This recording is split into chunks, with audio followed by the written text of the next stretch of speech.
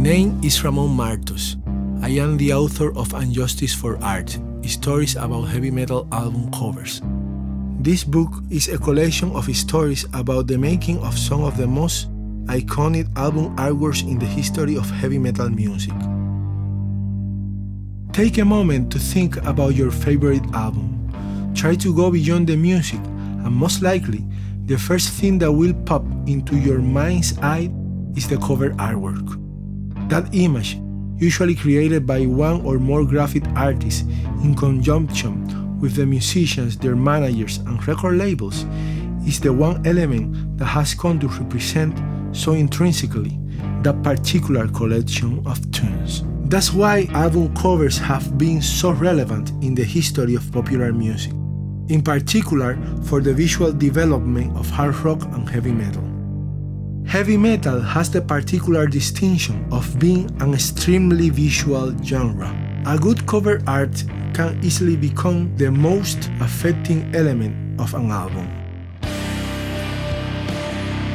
Whenever you see a cover artwork from an album you like, you remember its music. As soon as this happens, memories start to appear. It's like revisiting points of your personal history over and over again. That's precisely the kind of psychological impact that most artists and record labels have been trying to convey since the early days of the album cover. So, is the album cover just a vehicle to create an emotional attachment? Is it just a commercial or promotional vehicle? Some people believe that there's more to it, that there is an aesthetic purpose behind it. After all, a good album cover can even identify the musical genre of an album. Let's take, for example, the artwork for Slayer's Reign in Blood.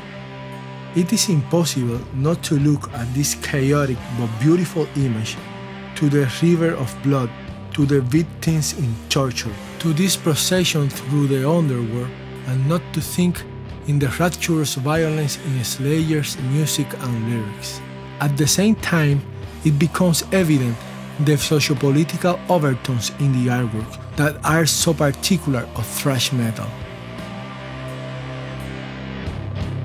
Whatever the future has in store for albums under different formats, some people believe that the cover artwork will always be a vital element for the ongoing development of the industry, especially for heavy metal music.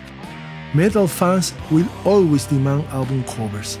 In this age of the faceless MP3, it depends on the fans, who are the real music buyers consumers, to keep alive the interest in the physical formats and cover artworks.